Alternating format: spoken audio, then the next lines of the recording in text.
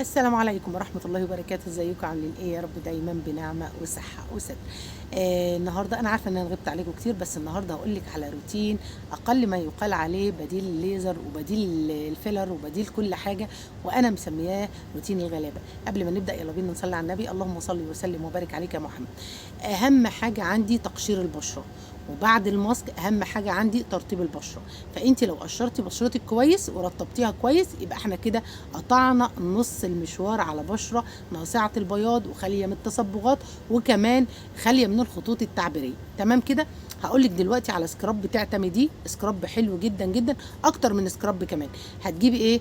تلوه القهوه اللي انت بتشربيها كل يوم دي. لو بشرتك حساسه لازم البن يبقى مستوي، لو بشرتك مش حساسه عادي جدا ممكن تستعيدي بالقهوه البن عادي من غير ما تسويه. هتجيبي برطمان معقم كده ونضيف، وتاخدي تلوه القهوه اللي احنا اتكلمنا عليها دي، وتحطي معاها نص معلقه كركديه مطحون، وتجيبي كمان معلقتين لبن بودره وتقلبيهم كويس جدا جدا، وتحطي عليهم معلقتين عسل، وبعدين تحطي عليهم ايه؟ تغطيهم بزيت، يا اما زيت دوار الشمس عادي اللي هو بتاعنا اللي في البيت، يا اما زيت جوز الهند، يا اما زيت زيتون. السكراب ده حلو جدا جدا، وهيأخر ظهور الخطوط التعبيرية، وكمان هيقبض المسام، وكمان هيأخر ظهور الشعر، عشان الكركديه يعامل معاملة المقشرات الفظيعة جدا جدا، وكمان بيقبض المسام، وكمان بيقبض المسام يخلي يقلل من ظهور الشعر. تمام كده. طيب، وبعدين في سكراب تاني حلو جدا جدا جدا، الا وهو نفس الكركديه مع الشوفان، تطحنيهم طحنه في الكبه، وبعد كده تحطي عليهم معلقتين سكر برضو تطحنيهم في الكبه، عشان حبيبات السكر ممكن تبقى خشنه وتعور بشرتك لو بشرتك حساسه او جافه. وبعدين تغطيهم برضو بزيت جوز الهند، وبعد كده تبقي تستخدميهم كل ليله. ايه بقى الوصفه اللي انا هعملها؟ هتجيبي ايه بقى يا ست البنات؟ كريمك المرطب العادي جدا جدا، بيبانسين، بانسينول، ريفيتو، موندو، اي حاجه على حسب نوع بشرتك، سواء كانت جافه او مختلطه او دهنيه، وتفضيه في برطمان معقم نظيف، وتحطي عليه ايه بقى؟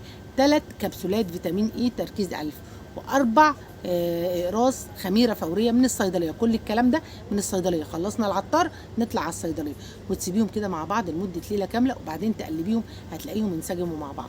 عايزه اقول لك ان انا الماسكات اللي بقولها لك ما تتعملش غير بالليل، بالليل فقط. تمام كده.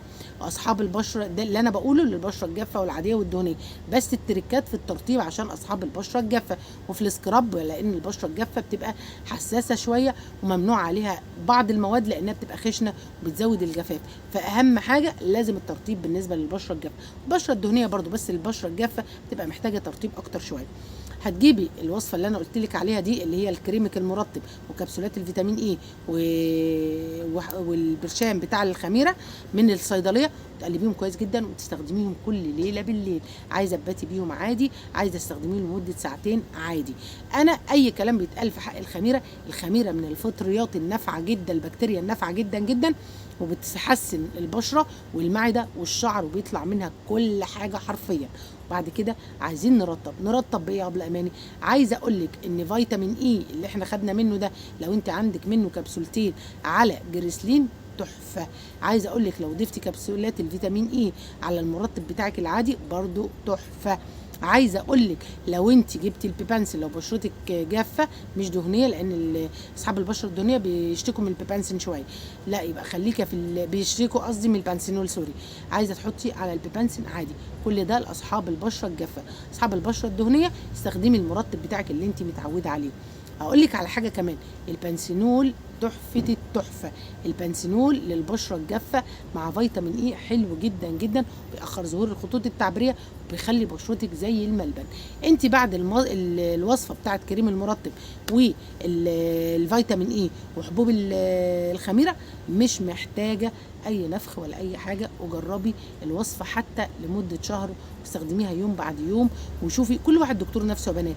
لو لقيتي نفسك بتتحسني على يوم بعد يوم عادي، لو لقيتي نفسك عايزه تستخدميها كل يوم يبقى تقللي المده، يعني ممكن استخدمها لمده نص ساعه او ساعه، بستخدمها يوم ويوم لا، يعني ممكن استخدمها لمده ساعتين. بشرتي جافه وعايزه انفخ بقى بشرتي واخليها كده، ممكن استخدمها لمده مثلا 6 ساعات انام بيها. يعني مثلا لو انا بنام متاخر زي قبل اماني كده، من بصلي الفجر وانام، ممكن استخدمها احطها، والصبح بقى اللي هو الساعه 12 1 2 اشطف وبرده احط مرطب. اوعي تفكري ان انت هتستعيدي ده هيلغيكي عن المرطب، لا لازم تحطي مرطب. بجد الوصفه حلوه جدا جدا جدا، وجربوها مش هتخسري حاجه. نتائجها بتبان من 3 4 ايام، بتحسي ان بشرتك بقت ناعمه ومنفوخه وشكلها حلو. اللي هتقول لي قبل امان انت مش بتستخدميها ليه؟ يا حبيبتي انا بقول لك حاجات تنفع من سنك انت فيما فوق. يا ستي انا مش عايزه انفخ، والله انا مش عايزه انفخ، انا خدودي كفايه كده، هي مناسبه لشكلي اهي. وجربي، تابعيني بقى على القناه واعملي سبسكرايب علشان يوصلك مني كل جديد. وشكرا لكل الناس اللي سالت عليا، انا الحمد لله موجوده وبخير. ويلا بينا نشوف الفيديو اللي بعد. السلام عليكم.